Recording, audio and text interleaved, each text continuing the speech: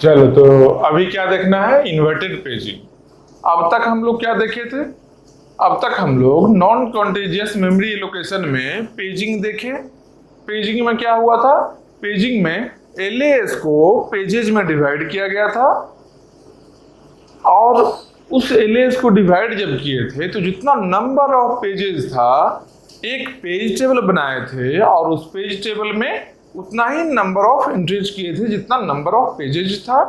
और page table के हर एक एंट्री में फ्रेम नंबर एंटर किए थे हम लोग कि कौन सा पेज किस फ्रेम में आया है। मतलब पेज और फ्रेम का एक मैपिंग को स्टोर किए थे एज ए पेज टेबल। फिर मल्टी लेवल में वही हुआ, बहुत ज्यादा बड़ा पेज टेबल का साइज था तो पूरे पेज टेबल को मेमोरी में नहीं लाना चाहते थे, इसलिए उस पेज टेबल को भी पेजेस में डिवाइड किए, एक और पेज टेबल क्रिएट किए वो पेज टेबल के पेज और फ्रेम का मैपिंग के लिए। मतलब कि बेस एड्रेस को एक्चुअली ये स्टोर कर रहे थे नए वाले पेज टेबल में। वहां पर देखिए क्या थे कि जितना भी प्रोसेस था सबके लिए इंडिविजुअली सेपरेट अलग अलग एक पेज टेबल था और सब पेज टेबल का बेस एड्रेस कहाँ स्टोर था? सब पेज टेबल का बेस एड्रेस जो कोरस्पॉन्डिंग प्रोसेस है, जिस प्रोसेस का पेज टेबल है उस कोरस्पॉन्डिंग प्रोसेस के पीसीबी में, प्रोसेस कंट्रोल ब्लॉक जो होता था, जो एट्रीब्यूट्स ऑफ द प्रोसेस बताता था, जिसमें प्रोसेस आईडी से बहुत सारा चीज रहता है, उसमें ही पेज टेबल के बेस एड्रेस को हम लोग स्टोर रखते थे ताकि जब एग्जीक्यूट करने जाए प्रोसेस, जब उसका एग्जीक्यूशन हो तब पेज टेबल को डायरेक्टली उस बेस एड्रेस से एक्सेस कर ले और अपना एग्जीक्यूशन कंप्लीट करे। इसका मतलब क्या था कि अगर 20 प्रोसेस हम लोग एग्जीक्यूट कर रहे हैं तो 20 पेज टेबल को मेंटेन करना है सिस्टम में। अगर 50 कर रहे हैं तो 50 पेज टेबल भी होगा। मतलब कि नंबर ऑफ प्रोसेस जितना होगा उतना ही नंबर ऑफ पेज टेबल को मेंटेन करना है। तो उतना ज्यादा पेज टेबल को मेंटेन करने के ओवरहेड से बचने के लिए हम लोग क्या किए, इन्वर्टेड पेजिंग को लाए। इन्वर्टेड पेजिंग क्या करेगा? इन्वर्टेड पेजिंग में है, यहां पर लिख लो, only one page table for all process. मतलब कि एक ही पेज टेबल है सब प्रोसेस के लिए। ठीक, एक पेज टेबल है जिससे सब प्रोसेस को हम लोग एग्जीक्यूट कर सकते हैं। मतलब एक ही पेज टेबल को मेंटेन करना है। वो कौन सा पेज टेबल है? यही पेज टेबल है। इसका नाम क्या है? इन्वर्टेड पेज टेबल और frame table. Inverted page table और फ्रेम टेबल बस थोड़ा सा डिफरेंस है उससे, और कुछ नहीं है, बल्कि ये आसान है। और थोड़ा डिफरेंस देखो क्या है। ये एलएएस है ना, एलएएस है, इसको हम लोग पेज में डिवाइड किए। देखो 0 1 2 3 टोटल नंबर ऑफ पेजेस कितना है? ये क्या है? ये है क्या? ये है पेजेस। ये क्या है? ये है फ्रेम। पेजेज है, कितना पेजेज है? 2 power 32 minus 1, 0 to 2 power 32 minus 1 तक गया, मतलब 2 पावर 32 पेजेज है एलएएस में। पीएस को भी ऐसे ही डिवाइड किए हैं। ये क्या है? फ्रेम्स में डिवाइड किए। ये कहां से कहां तक है? 0 से लेकर 2 पावर 20 माइनस 1, मतलब कि 2 पावर 20 फ्रेम्स है, 1 मेगा फ्रेम्स है। ठीक, नंबर ऑफ फ्रेम्स। यहां पर सीपीयू है, प्रोसेसर क्रिएट किया लॉजिकल एड्रेस। लॉजिकल एड्रेस में क्या है?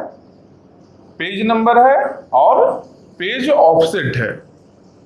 हमेशा यही करता था, पी और डी ही हमेशा लॉजिकल एड्रेस में क्रिएट हो रहा था। पेजिंग में या मल्टी लेवल पेजिंग में, पेजिंग में सीधा पी जाकर कहाँ जाता था?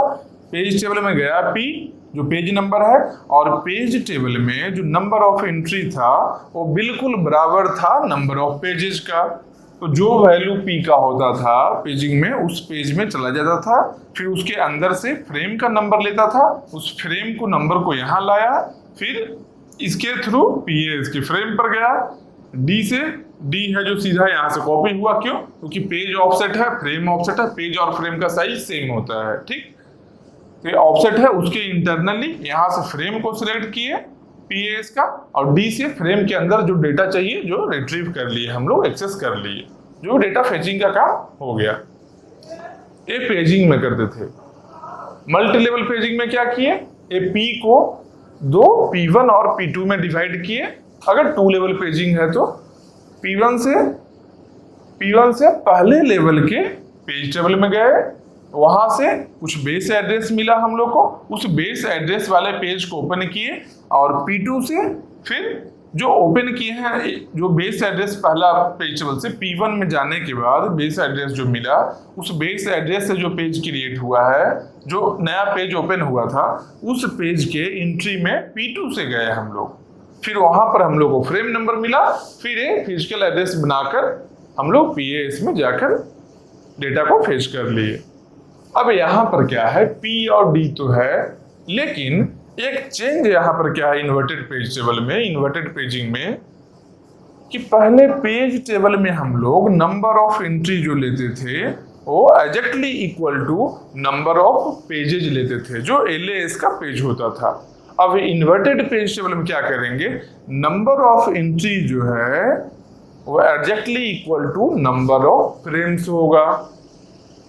मतलब जितना फ्रेम है उतना ही एंट्री इन्वर्टेड पेज टेबल में होगा। पहले क्या था, जितना पेज होता था LAS में, जितना पेज होता था LAS में, जितना पेज हम लोग का टोटल पेजेज होता था, उतना number of entry page table में लेते थे हम लोग। इन्वर्टेड में क्या है, जितना नंबर ऑफ फ्रेम्स होगा उतना ही नंबर ऑफ एंट्री होगा, इसलिए इसको इन्वर्टेड पेज टेबल बोलते हैं या फिर फ्रेम टेबल भी बोलते हैं। क्यों? क्योंकि यहाँ नंबर ऑफ एंट्रीज है जो नंबर ऑफ फ्रेम्स के इक्वल है, इसलिए फ्रेम टेबल भी इसको बोलते हैं। बस यही एक चेंजिंग है और कुछ नहीं है। इन्वर्टेड पेजिंग का मतलब यही है, जो नंबर ऑफ फ्रेम्स जो होगा उतना ही number of entry page table में होगा। उसके अलावा और पेज टेबल में क्या है, देखो ये चेंज है। पहले वाले में सिंगल एंट्री रहता था, सिंगल एंट्री में क्या करते थे, फ्रेम नंबर अंदर में स्टोर करते थे, फ्रेम नंबर यही करते थे ना। या मल्टी लेवल पेजिंग है तो बेस एड्रेस स्टोर किए, ठीक। यहाँ पर क्या है, देखो 2 पार्टीशन किया हुआ है एंट्री में, तो बाहर वाला तो फ्रेम नंबर बता ही रहा है, क्योंकि जितना नंबर ऑफ फ्रेम्स है, देखो 2⁻20 - 1 नंबर ऑफ फ्रेम्स कितना हुआ टोटल, 0 to 2⁻20 - 1 मतलब 2⁻20 हुआ, 1 मेगा फ्रेम से। तो पेज टेबल में एंट्री कितना किए, 0 to 2⁻20 - 1। जितना नंबर ऑफ फ्रेम्स है उतना ही नंबर ऑफ एंट्री की, मतलब कि फ्रेम का तो नंबरिंग यहाँ ही आ गया है, ठीक। तो अंदर के एंट्री में क्या होगा, तो अंदर की एंट्री में 2 पार्टीशन है, एक है पेज नंबर के लिए, एक पेज नंबर के लिए, एक और प्रोसेस आईडी के लिए है। एक पेज नंबर के लिए एक एंट्री है, कौन सा पेज नंबर, मतलब 0 फ्रेम है, फ्रेम नंबर 0, 0th फ्रेम में कौन सा पेज नंबर है और कौन सा प्रोसेस आईडी का, कौन से प्रोसेस आईडी से ये पेज बिलोंग करता है। मतलब PR2 प्रोसेस आईडी 2, मतलब सेकेंड प्रोसेस का ये पेज नंबर 7 जो है, P7 मतलब पेज नंबर 7, पेज नंबर 7 है जो सेकेंड प्रोसेस से बिलोंग करता है। मतलब कि सेकेंड प्रोसेस का डेटा पेज नंबर 7 में है, और ये एग्जिस्ट कहाँ कर रहा है, कहाँ पर स्टोर्ड है, अभी ये 0th फ्रेम में स्टोर्ड है। समझ रहे हो, एंट्री क्या है, पेज नंबर है, प्रोसेस आईडी है। पेज नंबर यहाँ से देखेंगे P7 मतलब कि 7th page number, process ID मतलब कि PR2 है तो प्रोसेस 2, तो P7 है जो page number 7 belongs to process 2 which is accommodated in 0th frame of PAS। क्योंकि देखो फ्रेम नंबर 0 है ना, यहाँ 0th फ्रेम ऑफ PAS, यहाँ 0th फ्रेम में कोई क्या है, पेज नंबर 7 है 0th फ्रेम में, जो कि प्रोसेस 2 को बिलोंग करता है, मतलब प्रोसेस 2 के एग्जीक्यूशन के टाइम में ये काम आएगा, ठीक। तो यहाँ पर हम लोग को क्या क्रिएट किया गया, पेज नंबर और पेज ऑफसेट क्रिएट किया गया है। तो हम लोग इस पेज नंबर से आए और सर्च किए कि ये पेज नंबर एग्जिस्ट कहाँ कर रहा है। देखो पेज नंबर यहाँ है ना, यहाँ पेज नंबर है ना, सर्च किए यहाँ पर आकर, पेज नंबर यहाँ से लिए लॉजिकल एड्रेस से यहाँ लाकर सर्च किए।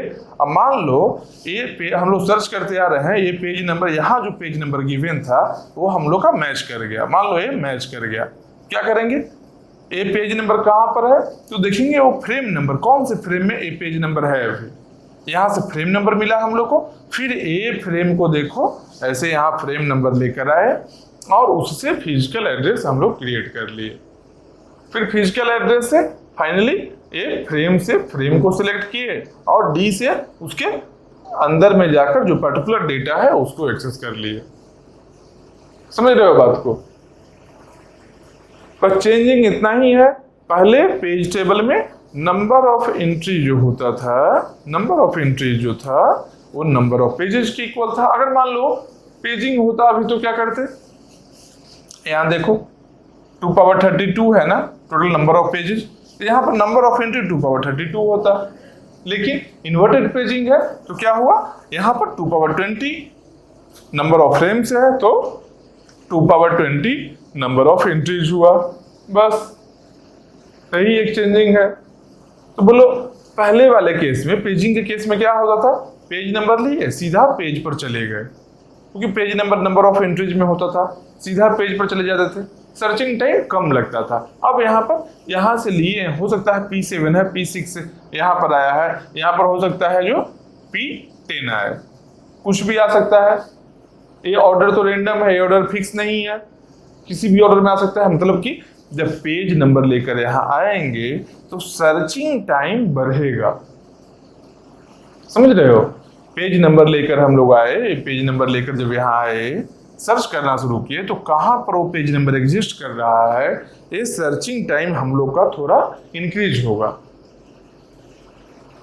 तो इसमें ये लिख सकते हैं, इसका डिसएडवांटेज क्या है, जो सर्चिंग टाइम इंक्रीज होता है इन्वर्टेड पेज टेबल में। ये बेनिफिट क्या है, overhead of maintaining multi page tables for multiple processes.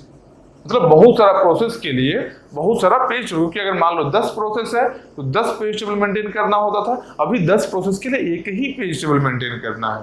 हाँ, सर्चिंग टाइम थोड़ा ज्यादा लग रहा है। तो बात वही एक ट्रेड ऑफ है, या तो टाइम कमेगा, डिक्रीज होगा, टाइम को डिक्रीज करेंगे तो मेमोरी जो स्पेस है जो इंक्रीज होगा, अगर स्पेस को कम करना चाहेंगे टाइम इंक्रीज होगा। अब जितना बैलेंस बना पाए अपना यूज के लिए। समझ रहे हो, एक चीज याद रखना, inverted page table, inverted paging का सिंपल सा मीनिंग है जो फ्रेम टेबल नाम याद रखना, फ्रेम टेबल ये याद रखना बस। फ्रेम टेबल याद रखोगे दिमाग में क्या, अच्छा पेज टेबल मतलब नंबर ऑफ पेज जितना एलएएस में था उतना एंट्री होगा पेज टेबल में, तो फ्रेम टेबल मतलब जितना नंबर ऑफ फ्रेम्स है पीएस में उतना एंट्री होगा। और ये तो ये एंट्री का साइज तो ऑलरेडी गिवन होगा क्वेश्चन में, या तो डायरेक्टली गिवन होगा या तो इनडायरेक्टली गिवन होगा, लेकिन गिवन होगा ये चीज। जैसे डायरेक्टली क्या रहेगा, डायरेक्टली दे सकता है कि इन्वर्टेड पेज टेबल एंट्री का साइज, मान लो इन्वर्टेड पेज टेबल एंट्री का साइज, ये पूरा एंट्री का, एक कंप्लीट एंट्री का साइज मान लो दे दिया 8 बाइट है, तो क्या डायरेक्टली एंट्री गिवन है, डायरेक्टली साइज गिवन है।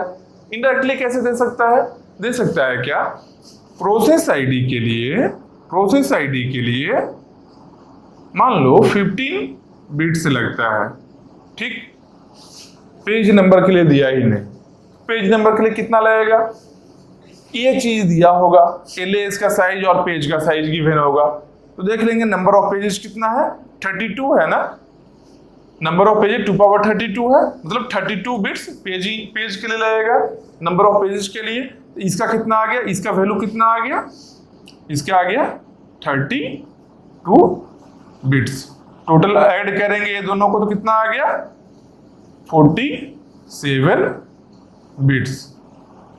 अब इसके इक्विवेलेंट बाइट में कन्वर्ट करेंगे तो 6 बाइट के अराउंड लगभग आया।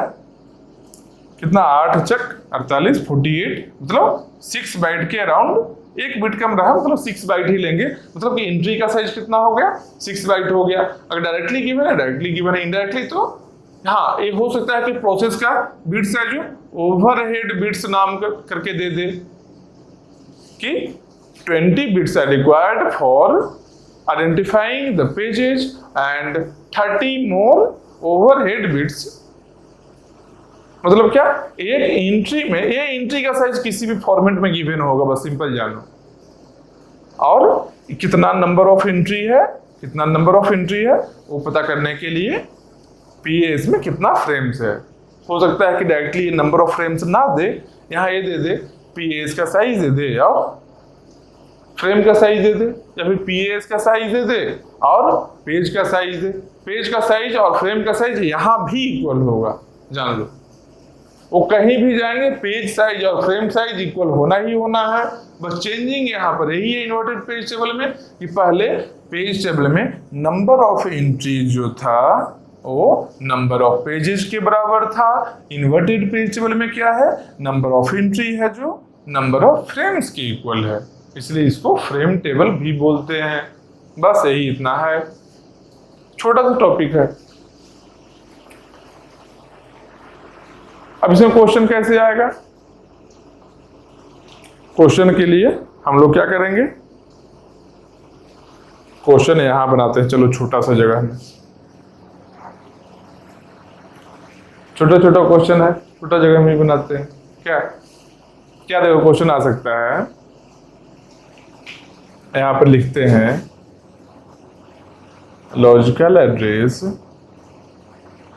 46 मतलब 46 बिट्स, ठीक, और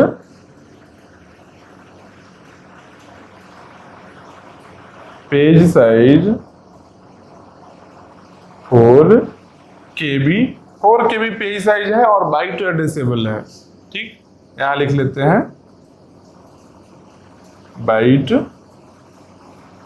बाइट एड्रेसेबल है।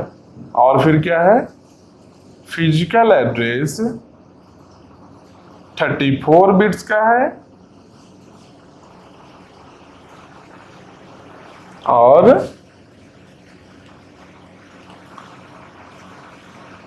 Frame table entry size 2 byte का है। क्या मान लो इसको कर लेते हैं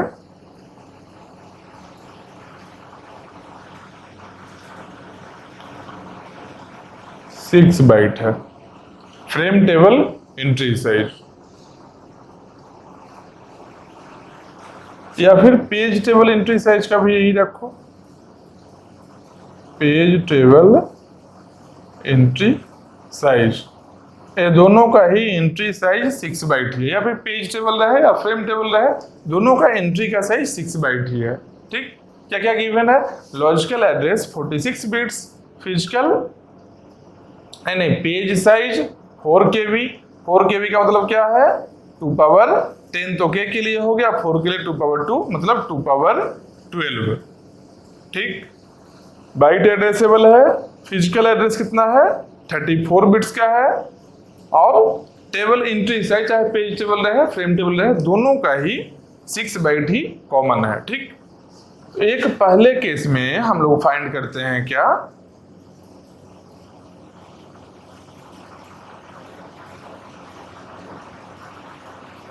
कन्वेंशनल पेज टेबल साइज। ये क्या है, कन्वेंशनल पेज टेबल साइज मतलब जो पेजिंग और मल्टी लेवल पेजिंग में होता है, ठीक। इन्वर्टेड पेजिंग का बात नहीं कर रहा है, जो जनरल हम लोग पेज टेबल साइज निकालते हैं, और जनरल मतलब कि पेजिंग और मल्टी लेवल पेजिंग का बात कर रहा है। इसका साइज कितना होगा, पेज टेबल का साइज कितना होगा, तो पेजिंग में पेज टेबल का साइज निकालने के लिए नंबर ऑफ एंट्रीज निकालना होगा। नंबर ऑफ एंट्रीज कैसे निकालेंगे, number of pages in LS, number of pages in LS कैसे निकालेंगे, 2 पावर 46 बिट्स है, तो यहाँ क्या हो गया 2 पावर 46 डिवाइडेड बाई पेज का साइज, पेज साइज क्या है 4 KB मतलब 2 पावर 12 तो यहां हो गया 2 power 12 into page table entry size कितना 6 बाइट। 6 बाइट ये टोटल कितना हो गया 2 power 46 46 minus 12 34 2 power 34 into 6 byte. जो भी कैलकुलेशन हो देखो 2 पावर 30 को अलग करो तो एक जी बनेगा, गीगा बनेगा। 2 पावर 4 मतलब 16 और 16 6 जा 96 मतलब 96 जीबी 96 जीबी साइज आया किसका कन्वेंशनल पेज टेबल का। ठीक 96 जीबी का साइज आया है। अब इन्वर्टेड पेज टेबल का साइज कितना होगा तो इन्वर्टेड के लिए इसको पहले अलग करो, यहां लिखते हैं किसका इन्वर्टेड पेज टेबल या फ्रेम टेबल जो भी बोल लो। इसका साइज कितना होगा। अब इसके साइज के लिए हम लोग क्या करना पड़ेगा, पिछला में क्या है कन्वेंशनल पेज टेबल में क्या किए थे number of entries in page table. Number of entries कैसे फाइंड हुआ था जितना नंबर ऑफ पेजेस था, नंबर ऑफ पेजेस के लिए LS divide by page size हम लोग किए थे। अब यहां पर क्या है number of entry in page table equal to क्या करेंगे number of frames. Number of frames के लिए क्या करेंगे physical address space divided by page size. क्यों पेज का साइज और फ्रेम का साइज तो इक्वल ही होगा, समझ रहे हो बात। पेज साइज और फ्रेम साइज इक्वल होना ही है तो फिर ये पेज साइज गिवन है मतलब कि फ्रेम साइज भी यही है। तो इन्वर्टेड पेज टेबल के नंबर ऑफ एंट्रीज कैसे फाइंड आउट करेंगे physical address space. Physical address कितना है 34 बिट्स का है मतलब 2 power 34 divided by frame size. Frame का साइज भी पेज साइज इक्वल है मतलब 2 power 12 divided by 2 power 12 into 6 byte. Entry का साइज तो सेम है ना, चाहे पेज टेबल एंट्री साइज रहे या फ्रेम टेबल एंट्री साइज रहे, ये भी सेम है। कितना है 6 बाइट है इंटू 6 बाइट। इसका वैल्यू कितना होगा 34 माइनस 12 कितना 22 इंटू 6 तो कितना हुआ 2 पावर 22 इंटू 6 बाइट। इसको जब एक्सपेंड करेंगे तो 2 पावर 20 को मेगा कर लेते हैं और 2 पावर 2 को सेपरेट करते हैं। 2 पावर 2 मतलब 4 4 6 जा 24 मेगा बाइट। 24 मेगाबाइट एक इसके लिए आया इन्वर्टेड पेज टेबल का आया। देखो एक का वैल्यू आ रहा है सेम डेटा पर हम देख रहे हैं तो एक का वैल्यू 96 जीबी आ रहा है, एक का वैल्यू 24 MB है। डिफरेंस आया ना, बस यही डिफरेंस होगा कन्वेंशनल पेज टेबल का और इन्वर्टेड पेज टेबल को फाइंड आउट करने बोल सकता है। हो सकता है ये दोनों का रेशियो फाइंड आउट करने बोल दे। क्या ये दोनों का रेशियो क्या है, मान लो कन्वेंशनल टू इन्वर्टेड बोल दे तो 96 जीबी डिवाइडेड बाई 24 MB करना है। बाइट बाइट कैंसिल आउट होगा, M और G कैंसिल आउट होकर ऊपर में K आ जाएगा और 24 4 जा 96 होगा मतलब कि 4K टाइम्स। मतलब क्या हुआ रेशियो क्या हो गया 4K/1। K 2 पावर 10 है, 2 पावर 12 भी होगा ना। देखो 24 इंटू 4 करो 96 बनेगा। 24 इंटू 4 हाँ 4 आया 96 बना। G 2 power 30 M 2 power 20 G by M करने पर 2 पावर 10 बच गया। 2 पावर 10 यहाँ आया, बाइट बाइट कैंसिल आउट हो गया, नीचे में 1 रिमेनिंग रह गया मतलब 4K। मतलब लिख सकते हैं इसको क्या ऐसे भी लिखा रह सकता है 2 पावर 12/1 ये रेशियो आया है। समझ रहे हो बात को। हो सकता है रेशियो पूछ दे या डायरेक्टली साइज पूछे या फिर यहाँ पर फ्रेम टेबल एंट्री और पेज टेबल एंट्री का 6 बाइट जो लिए हैं हो सकता है इसमें ऐसा दे दे जो number of bits required for blue से लिखते हैं पेजेस के लिए बोल दे 15 बिट्स रिक्वायर्ड है और ओवरहेड बिट्स करके दे दे कि 20 है, मतलब एक 15 बिट्स है पेजेस के लिए और ओवरहेड बिट्स 20 है, तो उससे पेज टेबल का एंट्री का साइज फाइंड आउट हो जाएगा, चाहे इन्वर्टेड पेज टेबल रहे या फिर कन्वेंशनल रहे, कैसे भी फाइंड आउट कर लेंगे। बस सेम कैलकुलेशन और कुछ भी नहीं है डिफरेंस। यहाँ डिफरेंस बस एक ही बेसिक, इसके बेसिक स्ट्रक्चर में डिफरेंस है, जो पेज टेबल का एंट्री जो होगा वो एंट्री इक्वल होगा किसके, नंबर ऑफ फ्रेम्स के इक्वल होगा। बस बेसिक स्ट्रक्चर में डिफरेंस है और कुछ नहीं डिफरेंस है। पहले कन्वेंशनल वाले में क्या था, पहले पेजिंग और मल्टी लेवल पेजिंग में क्या था, जो number of entries in page table is equal to the number of pages in LS. तो उस समय क्या था, पेजिंग और मल्टी लेवल में क्या था, उस समय एक्चुअली हुआ क्या था, जो हम लोग को सब प्रोसेस के लिए सेपरेट पेज टेबल मेंटेन करना पड़ रहा था सिस्टम में। अब यहाँ पर क्या है, एक ही पेज टेबल में हम लोग का काम चल गया, लेकिन सर्चिंग टाइम इंक्रीज हो गया है। सर्च टाइम यहाँ जो आकर पी आए हैं, यहाँ से पेज नंबर जो यहाँ सर्च हुआ है, ये सर्चिंग टाइम हाई हो गया। तो यहाँ क्या लिखेंगे, यहाँ लिख लो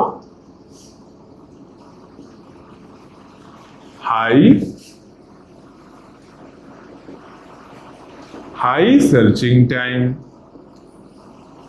सर्चिंग टाइम हाई हो चुका है यहाँ पर, पहले कम था। क्यों, सिंपल सा पेज नंबर यहाँ से लेते थे और पेज टेबल में गए, पेज टेबल तो कंटिन्यूअस है ही, तो कंटिन्यूअस जो चीज असेंडिंग या डिसेंडिंग ऑर्डर में रहे वो सर्च करना इजी होता है।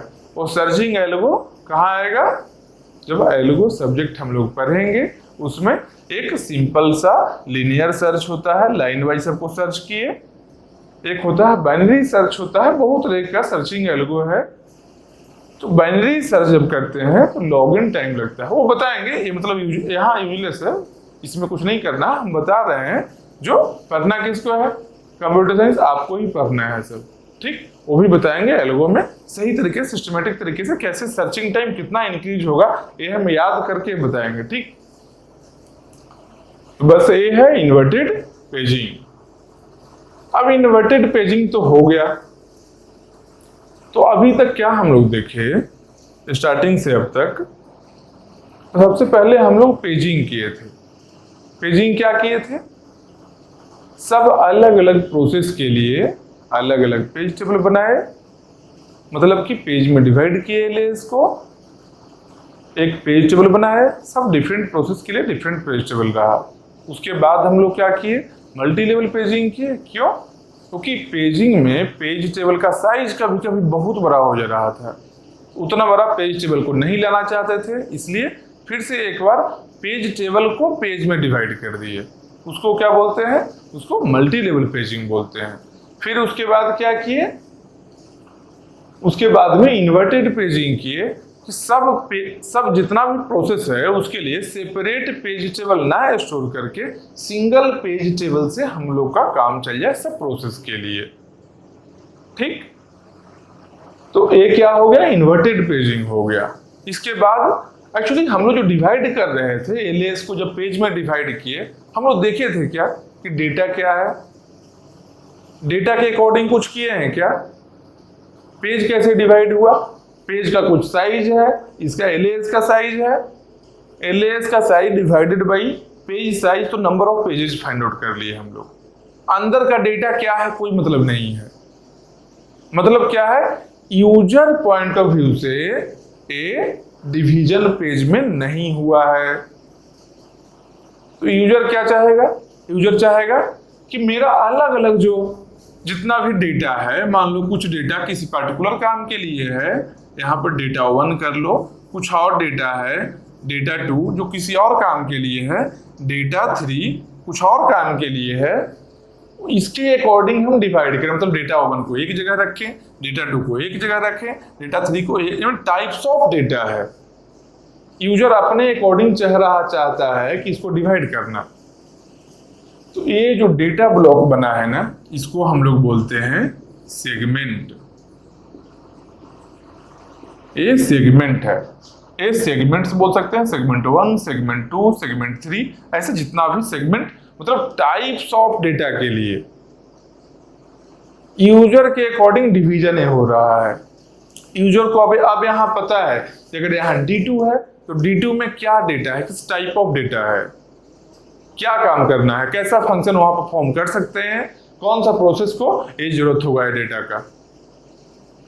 तो अब यूजर पॉइंट ऑफ व्यू के लिए यूजर के अकॉर्डिंग ये डिवीजन होगा और इस डिवीजन के ब्लॉक को बोलेंगे, ये सब ब्लॉक है, ब्लॉक को बोलेंगे सेगमेंट्स।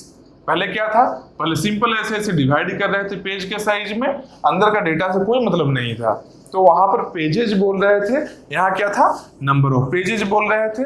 अब हम लोग सेगमेंट बोलेंगे, क्यों, क्योंकि एक पर्टिकुलर टाइप ऑफ डेटा को एक जगह हम लोग रख रहे हैं अलग अलग। मान लो एडिशन के लिए हो गया, ए सब्ट्रैक्शन के लिए हो गया, मल्टीप्लिकेशन के लिए, कुछ और जीसीडी फंक्शन के लिए कुछ भी ऐसा हो गया, तो अलग अलग सेगमेंट जो हम लोग किए, तो अब पेज ना बोल के अब इसको सेगमेंट बोलेंगे। और एक और चीज याद रखना कि सब पेज का साइज सेम था, जितना भी पेज था, जितना पेज हम लोग देखे हैं, चाहे पेजिंग में देखे हो या फिर मल्टी लेवल पेजिंग में देखे हो या फिर इन्वर्टेड पेजिंग में फ्रेम्स को हम लोग देखे हैं, सब फ्रेम का, सब पेज का साइज हमेशा इक्वल था। एक पेज दूसरे पेज के इक्वल था, एक फ्रेम दूसरे फ्रेम के इक्वल था, फ्रेम और पेज दोनों इक्वल था। ठीक, अब तक यही देखे थे। लेकिन जब हम लोग सेगमेंट में डिवाइड किए, हो सकता है D1 टाइप्स ऑफ डेटा है जो कम रहे D2 टाइप्स के डेटा से, हो सकता है ना, ये भी बराबर डेटा रहे, ये भी बराबर डेटा रहे, कोई जरूरी नहीं है। अपना क्वांटिटी ऑफ डेटा कम ज्यादा हो सकता है, मतलब कि सेगमेंट्स साइज वेरी, सेगमेंट का साइज वेरी करेगा, सेगमेंट का साइज अलग अलग साइज का होगा, सेगमेंट सेम साइज का नहीं होगा।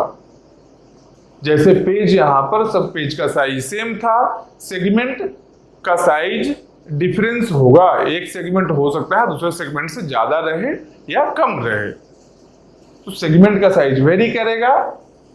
तो ये जो सेगमेंट के अकॉर्डिंग जो एलियास को हम लोग डिवाइड करेंगे, सेगमेंट को अकॉर्डिंग डिवाइड कर लिए ना, फिर क्या किए, लास्टली करना क्या है, हम लोग को रन करवाना है सिस्टम में, प्रोसेसर के पास है, प्रोसेस को एग्जीक्यूट करवाना है, मतलब जाना यहाँ ही है, यहाँ एलियास में कुछ भी कर रहा है, फाइनली तो यहाँ ही जाना है एग्जीक्यूशन करने के लिए। तो यहाँ जब जाएंगे, इसको जब डेटा चाहिए होगा तो क्या करेगा, इसको डेटा चाहिए होगा PS से, फिजिकल एड्रेस स्पेस से।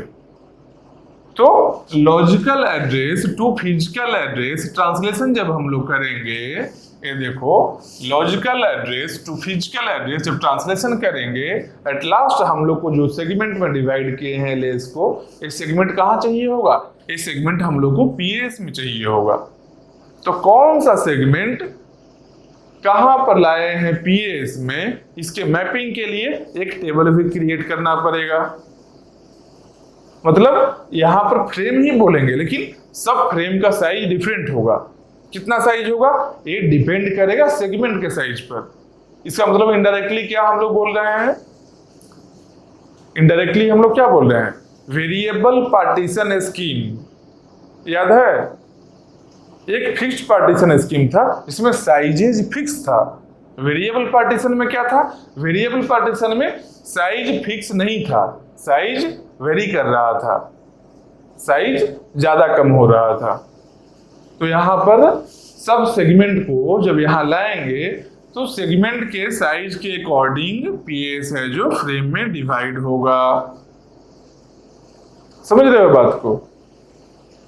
तो सेगमेंट के साइज के अकॉर्डिंग PS डिवाइड होगा और इसके लिए एक पेज टेबल हम लोग क्रिएट करेंगे कि कौन सा सेगमेंट कौन से फ्रेम में है, कौन सेगमेंट कौन से फ्रेम में है। मतलब कि जो पेज टेबल फाइनली हम लोग क्रिएट करेंगे, पेज टेबल का नंबर ऑफ एंट्री किसके बराबर होगा, नंबर ऑफ सेगमेंट्स के बराबर होगा। जितना नंबर ऑफ सेगमेंट्स एलियास में होगा उतना ही नंबर ऑफ एंट्री हम लोग का पेज टेबल में होगा। और पेज टेबल का एंट्री में क्या होगा, पेज टेबल का एंट्री साइज क्या होगा, पेज टेबल के एंट्री में फ्रेम होगा, जिस फ्रेम में वो सेगमेंट है अभी। समझ रहे हो? पेजिंग में हम लोग आए, पेज को फाइंड किए, कौन से फ्रेम में उस फ्रेम पर गए। यहाँ क्या करेंगे, यहाँ पर सेगमेंट हम लोग को प्रोसेसर यहाँ पर जो पी कर रहा है, पी और डी, डी क्या है, पेज ऑफसेट है, पी क्या है, पेज नंबर है, इसके जगह पर यहाँ पर क्या रहेगा, सेगमेंट होगा, एस होगा, सेगमेंट नंबर बता रहा है, और यहाँ पर डी होगा जो सेगमेंट का ऑफसेट को बताएगा। तो यहाँ पर एस और डी है, एस लेकर हम लोग आए इसके एंट्री में, पेज टेबल के एंट्री में, क्योंकि नंबर ऑफ सेगमेंट्स जितना है उतना ही नंबर ऑफ एंट्री है। यहाँ से हम लोग फ्रेम नंबर लेकर पीएस में गए, डेटा को रिट्रीव करके आगे का फंक्शन किए। तो इसको क्या बोलेंगे, इसको हम लोग एक नया नाम देंगे। जैसे इन्वर्टेड पेज टेबल था, उसी तरीके से नॉन कॉन्टिजियस मेमोरी एलोकेशन में ही एक नया नाम आया। क्या आया, इसका नाम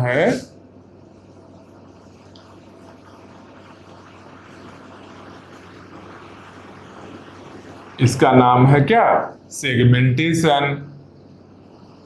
क्यों? क्योंकि हम लोग एलएएस को सेगमेंट्स में डिवाइड कर रहे थे। पहले क्या था, एलएएस को हम लोग पेज में डिवाइड कर रहे थे, अब हम लोग सेगमेंट्स में डिवाइड करेंगे, इसलिए इसका नाम बन गया क्या, सेगमेंटेशन। सेगमेंटेशन इसके नेक्स्ट वीडियो में। तो बोलो अभी क्या बता रहे थे, अभी हम ओवरव्यू बता रहे थे, ताकि अगले वाले में बताना आसान होगा हमको, इसलिए समझ रहे हो ना।